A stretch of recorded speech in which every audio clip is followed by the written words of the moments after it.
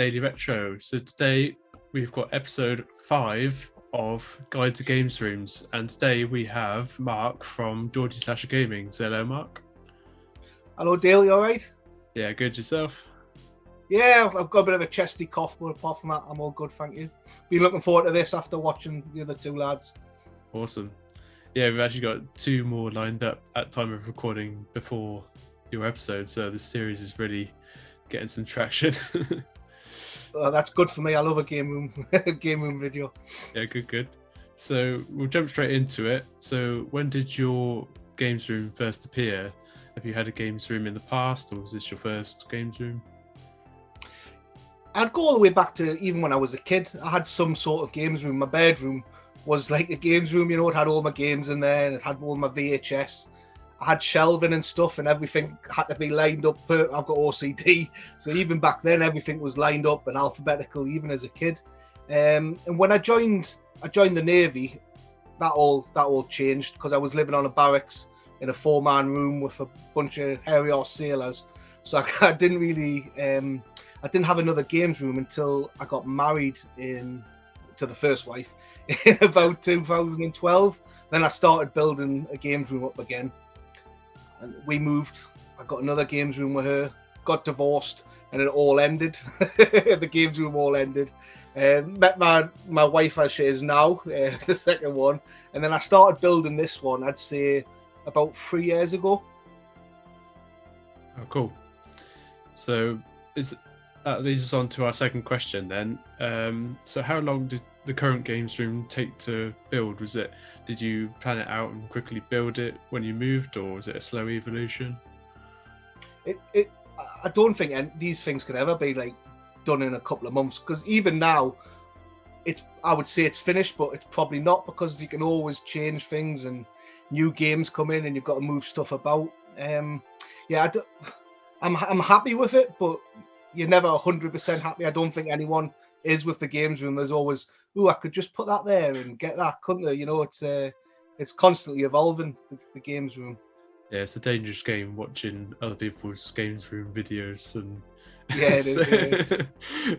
It's like when I watch pickup videos, I've got a notepad next to us and a pen, and I'm just writing stuff down. And then you've spent an extra £100 at the end of the day and stuff like that. I've got to stop watching them. Yeah, I'm the same. I'm actually off to Vintage Gamer a little bit after this afternoon. Okay, so question number 3: where did your inspiration for the room come from? Have you had friends who've had games room in the past, or was it just from watching YouTube? Or so the reason I actually started YouTube was through game rooms. Now, I was watching so many game room tours before I built this one kind of thing, and it was all the American guys who've got cellars and attics, you know, that are bigger than my house. And I found, just by typing in game room tour, I started typing in small game room because that's what I've got. It's a small room, and a lot more of the British guys came up. And Mark over at Burnout Culture, I don't know if you've seen him. He goes by Mr. T as well. I found his channel. It was the first real British one I found. And it was just a small little box room like I've got. And then that led us on to, I found Eddie's channel and I found Marcus's. And I was just like, you don't have to have a big cellar, you know, like Metal Jesus Rocks with his leaky basement, you know, to actually build a good looking games room. So it was watching the British lads, you know, with the smaller rooms like myself.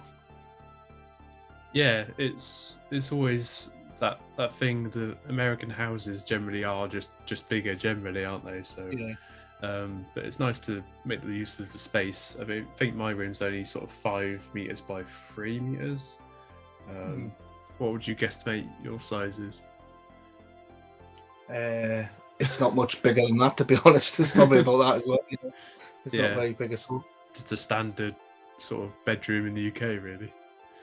Yeah, the walls. The way I look at it, I could get 3.5 billies across one wall, and 2 billies across another wall. So 3, 2, 3, 2. That's how I look at it. So do you mention the billies? They're really nice DVD shelving. Did you get those before you moved into the current room, or did you get No, them? I got them. I got them when I moved into the room. Oh, cool. Everything that's in here I've gotten since I've started doing the games room. Oh, cool. Right. So, question number 4, moving away from that sort of topic, is there a feature or favorite item in your games room? I know you've got an awful lot of figures, so it might be hard to pick one, but yeah.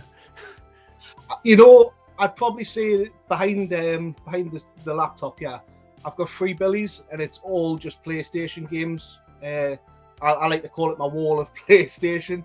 I'm a massive PlayStation fan. I'm a Sony pony. I don't try and hide from it. And just coming in, it's the first thing you see when you walk through the door. Just bang, there's the Sony games. So I do like that. And obviously, like you said, I've got the figures. Behind us, I've got the Turtles and the Halloween stuff. 2 of my favorite franchises of anything. But yeah, I'd say the wall of PlayStation, as I like to call it. Awesome. So was the PlayStation your console in the 90s, or? So I started off in the mid 80s with an Amstrad. Then I got the Nintendo, then the Mega Drive, the Amiga 600, and then the PlayStation for Christmas '96. And I've been Sony since then. A loyal fanboy. But do you still collect for every console, or is it just literally more modern things? I collect Nintendo, Mega Drive, Master System, Switch, and anything PlayStation. I did have an Xbox collection. I just wasn't playing it, so I got rid of it. 3DS, I got rid of it. Evercade, got rid of it. It was a problem when I first started. This is more about YouTube. It was a problem I had. I was buying stuff to do pickups and that. I've later backtracked from that. It wasn't the reason I started YouTube. And I was just filling up the games room with stuff that I didn't really care about as much. So I got rid of a lot, yeah.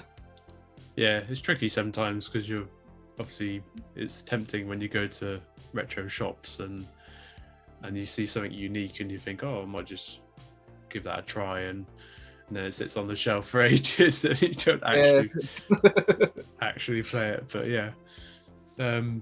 Okay, so probably a bad question to ask, but it's the question nonetheless for everyone. Question number 5 is, what's the most expensive item in your games room? It may well be something that has sort of accumulated value over time from when you bought it, but yeah. I've got I'd probably just say it was the PlayStation 5. I don't have any Marcus when he was on, he had the old CRTs and stuff like that. I don't really have anything like that. I've got a few expensive games, I suppose, because I've been going for the PlayStation 2 horror subset, and some of them are quite pricey. But probably the PlayStation 5. Yeah, and figure wise, I don't know if you can see it, but the Michael Myers there, and he's just off screen, but the big Raph that's there, they're quite expensive. They're about £170. So they're Christmas presents. They're not. I don't feel as bad getting them then when you get them for Christmas Day. Yeah, definitely not. So you mentioned you've not got any CRTs. Does that mean you're have you got converters or upscalers for PlayStation 1 and 2? Or? So I do have a CRT. I had it in here for quite a while, but it was just taking up too much room, and I wasn't using it that much to warrant taking up so much room. So it's up in the loft. It's all got bedding wrapped around it and sellotaped and black mascers to try and keep it nice for when I move in a year's time and hopefully get somewhere bigger. But I use the Super Trio, the Retro Super Trio, so that'll play Mega Drive, Nintendo, Super Nintendo, all regions, so I can use that for that. The PlayStation 2, I've got a HDMI upscaler thing. I'm not very technical with stuff. I just get Marcus or Dylan, I type a Trigger X, they'll tell us something, or Chris at Retro 40k, and I'll go and get it. So I can play the PlayStation 1 and the PlayStation 2 through that. Yep.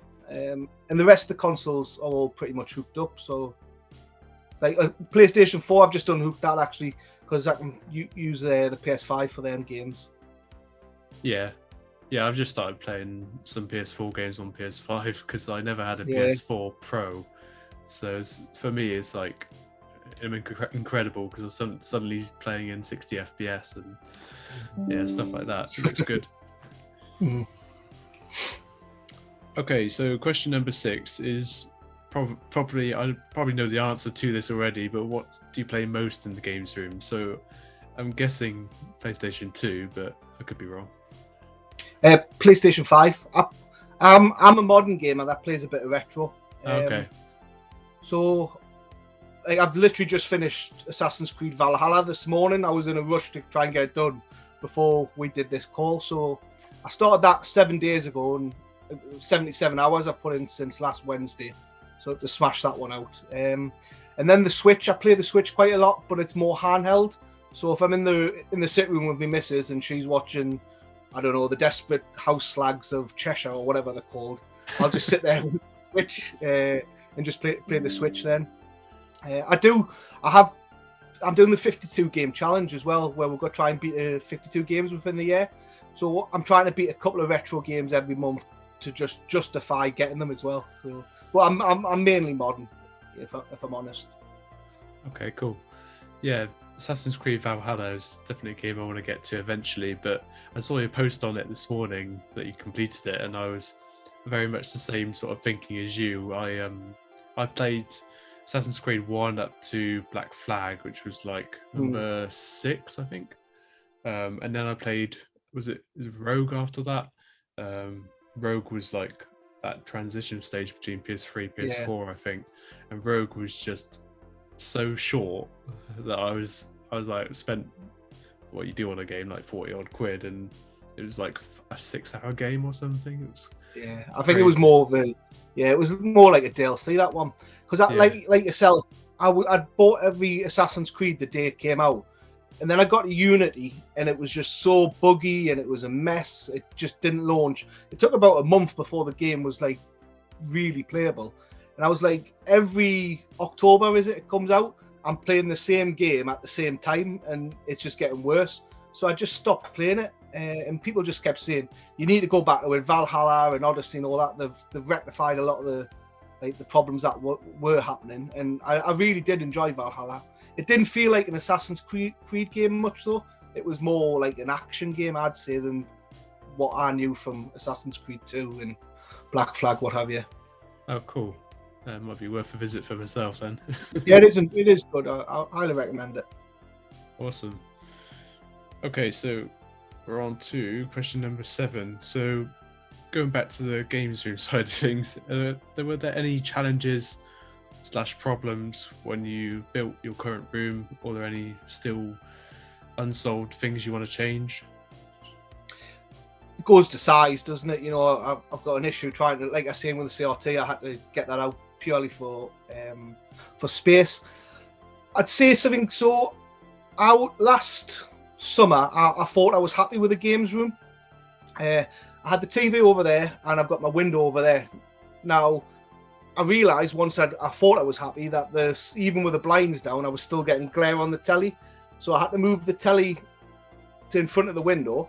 And then in the winter, when I wanted to start having the radiator on just to warm the room up a bit, it was in front of the radiator, so I was getting no heat. So I've then had to completely move it around, again.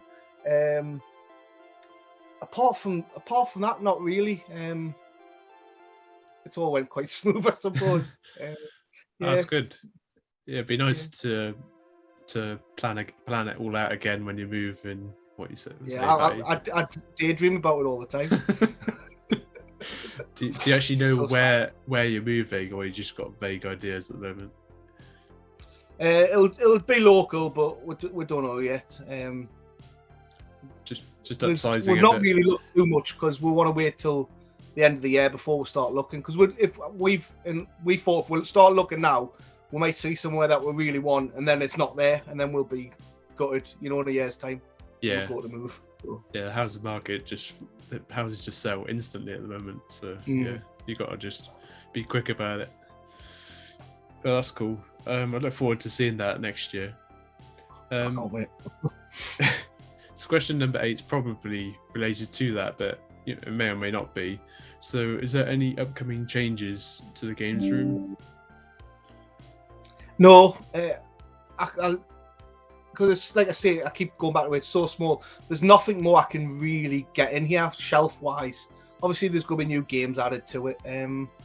But yeah, there's nothing really going to change. When I do get a new figure, sometimes they don't fit on the shelf with the other ones. Like if it's from a certain collection, so I have to move stuff about then. But nothing major, I would say, is going to be changing.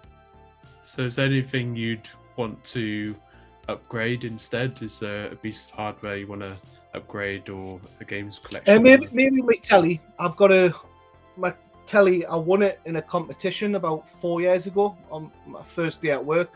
They did a raffle, and I won it on the first day. So everyone was going, "Who's that? That's won the telly." Don't even know who I am. So maybe like a nice 4K TV, just because obviously I want to get the best out of the games that I'm picking up at the minute for the PS5, what have you. So probably that, yeah. Yeah, I'm absolutely the same at the moment. I've just got a LG 1080p HD TV, and I've not got a 4K TV. It seems a bit criminal when you've got a PS5 which can do up to 8K. Yeah, exactly. It's like so I think I will probably upgrade that at some point. Awesome. But I'm looking at it like there's nothing actually wrong with the telly, so I'm like, I can't really justify getting a new one when there's nothing wrong with that one yet. Yeah, I'm the same as you actually. I skimp out on paying for some things, and one of those things is televisions. Like, I'll wait for someone at work to sell one, and it'll be like 20 quid for a 5-year-old telly, and yeah, I'd rather do that than buy a brand new telly for like, I don't know, $1,000 or something.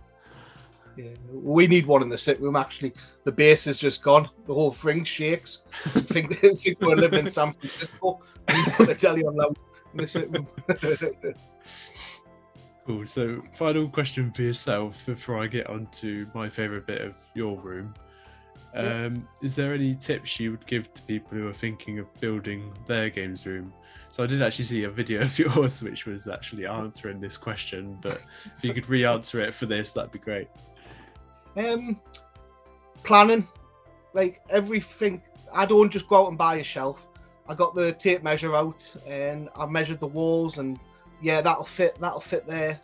It's all about planning. I drew it all out, where everything I wanted it to go, just so I could, see in my mind, yeah, that'll fit. And just another tip, when I first got the billies and stuff, they weren't full, they were nowhere near full.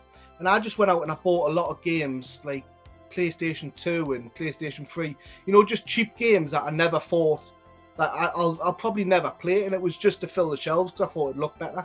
I'd say don't do that.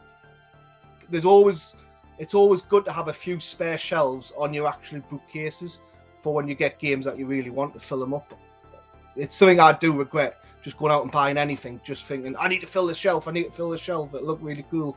Yeah, it looked cool then, but the games I'm never going to play. So yeah, it's kind of good to do the opposite, where you buy a small shelf, fill it, and then upgrade the shelf, sort of thing. Yeah. But yeah, it's a nice way to do it, and it is tempting sometimes, like you say. Right, so my favourite bit of your room, I couldn't actually decide on this, so you sent me a load of really cool pictures, which I'll show right at the end of the episode, so I couldn't decide between the controller wall / on the back of the door, but also I think you might have got this tip from other channels, all the nice display boxes like right at the top of the room. I think that was in your games room tour. You've got that Greg's PlayStation 4 box. Oh yeah. But yeah, that was a really nice way to display things, and I have seen that in a lot of rooms where the boxes for everything really stand out when they're at the top of the room, because they're not things you're going to be getting down ever. Just really nice display pieces. But what was the method for hanging the controllers?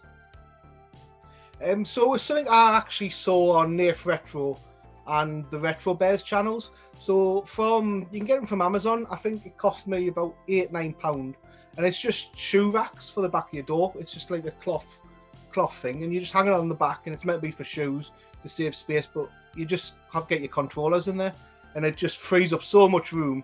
and not having to have an extra set of drawers to put them away. And you can see them straight away, so say, oh, it's there. I'm not pulling a drawer out and going through them. Yeah. So I've got all mine lined up like the rows of 4. So I've got PS1, 2, 3, 4, and then 5 on the next row, and I've got it all like that. So it's and a lot of the new controllers as well, they've got cables. So I bang the cable behind them for charging, just so everything's together and it's neat and organised. Yeah. That helps my OCD. I'm actually thinking of nicking that idea because, as you can see behind me, my door is absolutely bare. So I've just got 2 drawers of controllers at the moment, and then 1 box of cables, and it's just a mess when I want to charge something. It's such a good idea. I don't know where them guys got it from. I don't know. It was one of them that thought about it, but it's really good. It's one of the best tips that you give. Yeah, it's a nice storage idea.